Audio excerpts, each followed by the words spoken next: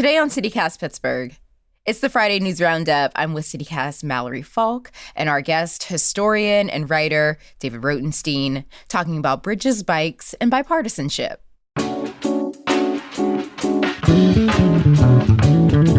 It's Friday, January 6th. I'm Morgan Moody, and this is CityCast Pittsburgh.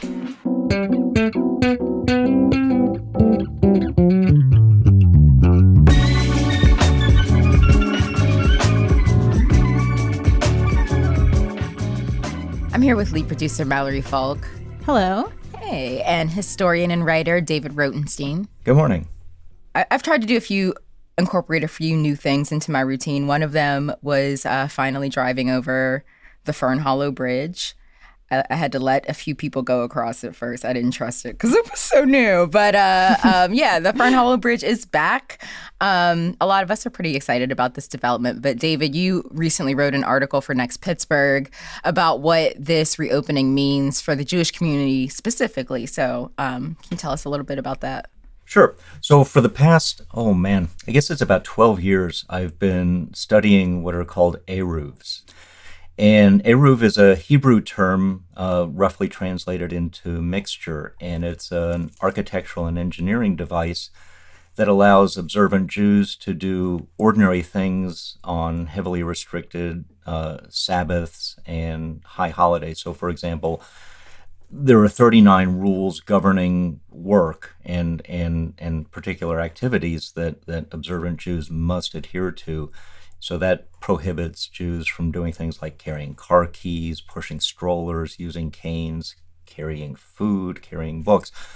And eruvs are a device that rabbis came up with a couple of thousand years ago to create fictional courtyards to expand the domestic domain houses into the larger public sphere.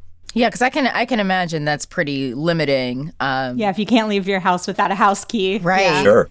So the eruv, it allows Jews to carry things in spaces that otherwise they wouldn't be allowed to. So it greatly frees up young mothers, for example, to push strollers to synagogue and to friends' homes, and it allows families to take food to gather with other people in different households.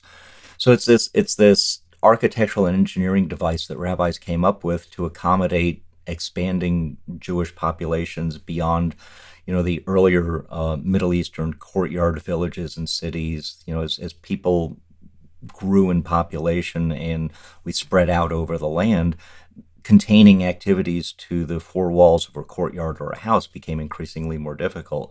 So how does the Fern Hollow Bridge fit into this? Sure. So Pittsburgh is one of dozens of cities in North America that has an eruv. So in cities and suburbs throughout the United States, you have to have certain ingredients to build your unbroken boundary to have this fictional courtyard. And in Pittsburgh, the eruv designers, which started looking at putting an eruv up in the late 1970s, came up with this really cool approach to building an eruv here that uses utility poles and lines. So think about a line of utility poles along a road. You have the poles, which are the uprights. They form the so-called fictional doorway, and then the wires form a lintel, the horizontal. So in places where you don't have a continuous wall or a fence, these doorways perform the same function as a wall, if you will. And the Fern Hollow Bridge was incorporated into the Pittsburgh eruv to ensure that there was an unbroken boundary leading from the core of the Jewish community in the Squirrel Hill area to the eastern side of Frick Park. Yeah, it's funny because I'm not observant to that degree, but I had friends growing up who did rely on the eruv on Shabbat, and I always just assumed this some rabbi hundreds of years ago just kind of waved his hands and that was the space. And so thinking about it being a much newer and much more formal process, it's really interesting to learn that history. Even though Pittsburgh's had a Jewish population here since the mid-19th century, there hasn't been an eruv in Pittsburgh until the mid-1980s. And the collapse broke that unbroken boundary, or it potentially broke that unbroken boundary. After the collapse happened, rabbis rushed to the site to see what the damage was, because the collapse happened on a Friday morning, and the Jewish Sabbath begins at sunset on Friday evenings. So the rabbis quickly inspected the collapse site and found that the bridge had collapsed in such a way that the rubble formed an unbroken boundary at the bottom of the bridge superstructure. So they were able to incorporate that rubble into the Eruv boundary, thereby not creating any problems for the observant Jews for that Sabbath. And as the debris removal process progressed, the rabbis worked with the contractors and PennDOT to put up temporary strings and to use construction fencing to maintain that unbroken boundary. So in some respects, it was a very fortuitous way that the bridge collapsed. First of all, it didn't kill anybody, which is thankfully a wonderful thing.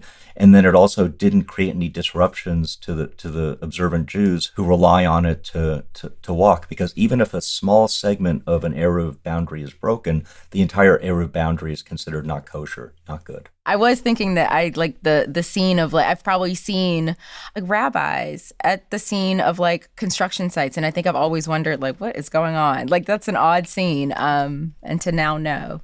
So, like I said, I've been looking at these things and writing about them for a dozen years, and I've gone on ride-alongs with rabbis during that entire time, and it usually involves rabbis wearing reflective vests, hard hats, and they because they're observant, they have the trimmings of the traditional Jewish garb with the tzitzi, the strings that you see coming down the bottoms of the coats and things. So it's fun. I mean, riding along with these rabbis who were steeped in deep Jewish tradition, looking at utility poles, wires, fences, and bridge supports. Yeah. I think the really exciting part of the story with the Fern Hollow Bridge collapse is how closely city, state, and federal officials worked to not only get the bridge get the bridge designed and built in record time. The collapse was less than a year ago, and the bridge is already reopened to traffic. Right. So that was an incredible story on its own. And then the close ways that all of these parties that you wouldn't necessarily associate with each other, Orthodox rabbis, engineers, safety officials, working together to not only open this bridge, but ensure that the Pittsburgh's Jewish community has its Eruv to, keep up with weekly and daily life.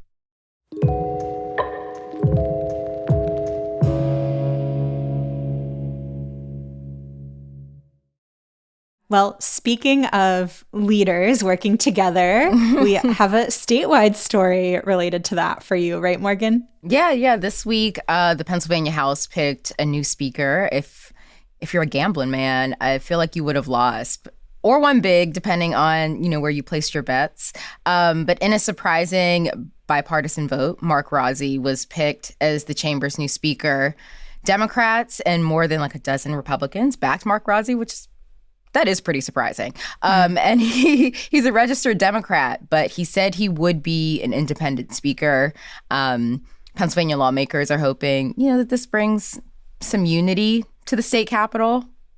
I'm a little skeptical, but, it's optimistic, I feel like, to start off the new year with some hope.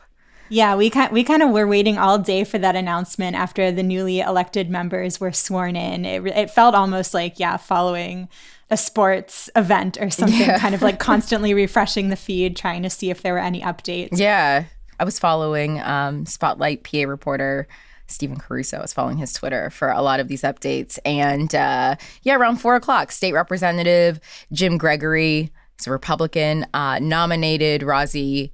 Then a second Republican did. And then State Representative Joanna McClinton, who is from Philly. But she actually went into this wanting to be the speaker herself. And I think if there were odds or favorites in this, a lot of people would have said that she would have been named the speaker. But she also backed Rozzi.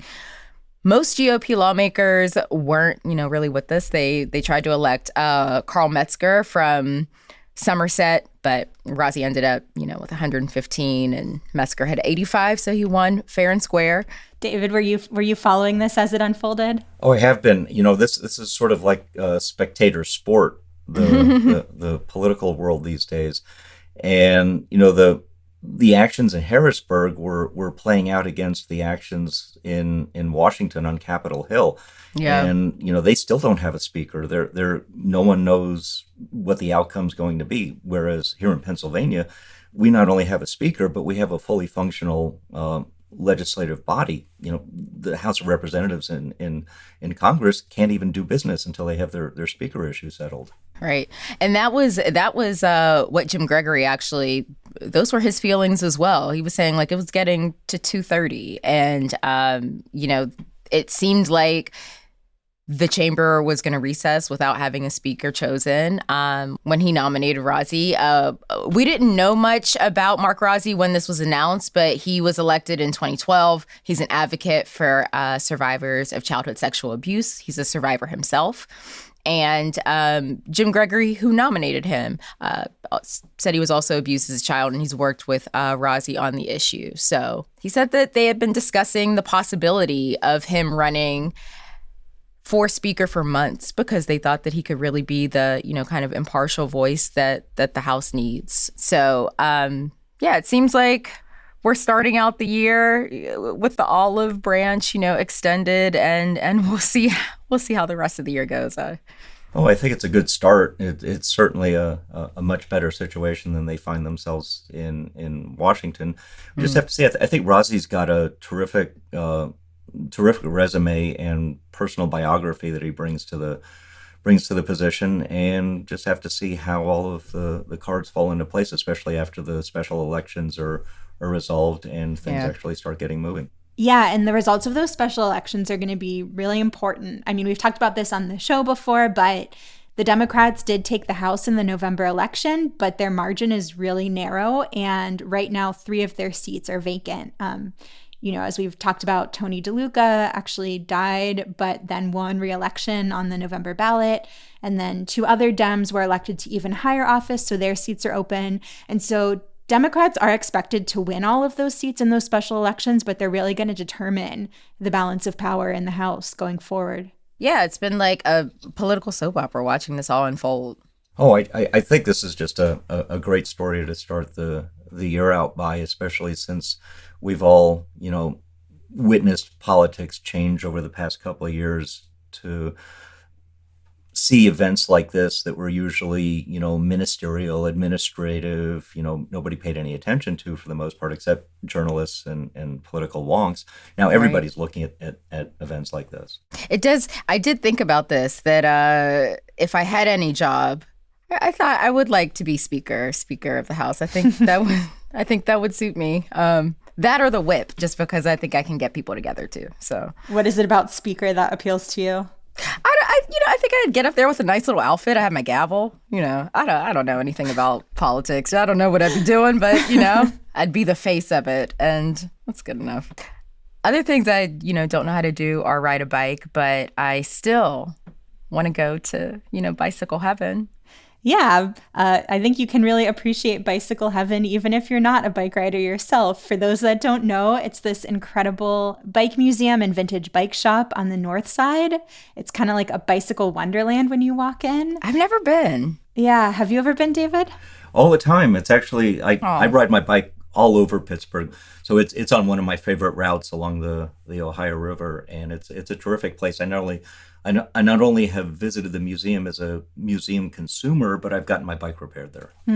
Yeah. And I think, when I say that you don't have to be an avid biker to go there, it is a great place to bring the bike for repairs, to geek out. But it's also, there's just an incredible collection of bikes there. Pee Wee Herman's bike is there. There are these wooden bikes dating back to the late 1800s. It has the first ever fiberglass bicycle. There's around, I think, 6,000 bikes in this place. And Wow. So even if you're not, scoping out a bike for yourself, there's just a lot to take in. But the reason I bring it up is because it actually needs some support from the community right now, because unfortunately there was a flood there on Christmas Eve, and the museum and shop has sustained some damage. Was that that was during that cold snap when it was negative, whatever it was here. It was awful. Yeah, that really severe cold snap. It seems like a pipe burst there during that time. And so now there's a bunch of water damage, and Bicycle Heaven is trying to raise some money for repairs so that it can be operational again. Was Pee Wee Herman's bike destroyed, or like what is the level of damage that's there? Because that seems like such a cool place. That would be so unfortunate. Yeah, I mean, fortunately, it seems like the bikes are okay. Like some of them are going to need to be detailed and cleaned, but most of the flooding happened in the basement. The main floor did get a few inches of water. So it seems like the biggest things that are going to need to get replaced are some of the flooring and all of the carpet. And then sadly, even though it seems like the bikes were okay, some vintage bike parts did get water damage, and some other like memorabilia. This place has a lot of artwork and just different bike related items that the owner, Craig Murrow, has been, collecting. I mean, he started collecting bikes in the 80s. He opened the spot in 2011. But so there were a lot of treasures there, and some of those themselves did get damaged. But fortunately, I think Pee Wee's bike was spared. Oh, thank goodness. What's really exciting is to see the community leaping in here to help out. They started a GoFundMe with a target of $100,000, and now they're at $13,300. So, unfortunately, the insurance coverage for facilities like this isn't what it needs to be. And especially when you're running a private museum, you have other things to take into account, like you have priceless artifacts in there, and they're not going to be easily replaced. And when you're renting a space like that, that just adds an additional layer of burden on the proprietor. Yeah, and in terms of, you bring up like priceless artifacts, and I've seen some interviews with Craig saying also like there's things he just doesn't have receipts for that he can't like provide to an insurance company because of the way some of these items have been required. So there's not, the same kind of documentation as you might expect in some other shop. But that's also part of why I wanted to, bring up this story. David, you mentioned this is a private museum. Something that's really special about it is, it's this private museum that attracts people from all over the country, but admission is free. It really depends on community support and donations, but keeps the cost free for everybody. And I've just been thinking about, as we're going to see more and more extreme weather events. That cold snap seemed pretty extreme for Pittsburgh in December. I know, this flooding was from a burst pipe, but more, we're expected to see more flooding, heavier rains in the future here in Pittsburgh as we deal with climate change. And so thinking about how do we look out for and protect, small businesses or small spaces and community gems like this one as we start to see more places be vulnerable to extreme weather events. Sure. So, one of the amazing things about the Bicycle Heaven Museum is that it is a free museum, and it's not just visited by people from all over the United States. They have a global following, and unlike prized cultural institutions like the Smithsonian and the many museums on the Mall in Washington, D.C. that are also facing flooding and climate change issues, the Washington museums have the full weight of the federal government and all that support that goes with it. Bicycle Heaven is relying on GoFundMe and the goodwill of people in Pittsburgh to get back on its feet and hopefully plan for future weather-related events so that this doesn't happen again. Yeah, and so if anybody wants to kind of help ensure that this space can continue, that the damage can be repaired, we're going to link to the GoFundMe in our show notes so that if you're interested in contributing, you can find it there. And make donations, I guess, to keep that cool little piece of history alive. David, thank you so much for joining us today. That was very interesting, the conversation around the Air Roof. I never knew much about it, and I had a lot more questions than that, but I will take it to the article for answers. Well, thank you for inviting me.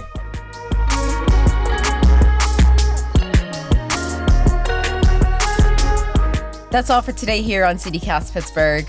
Our team this week includes Mallory Falk, Elizabeth Kama, Francesca DeBecco, and me, Morgan Moody.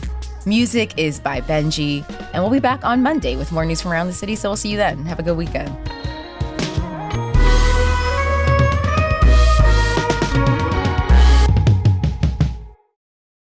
My sixth grade Latin failed me in that moment. Okay.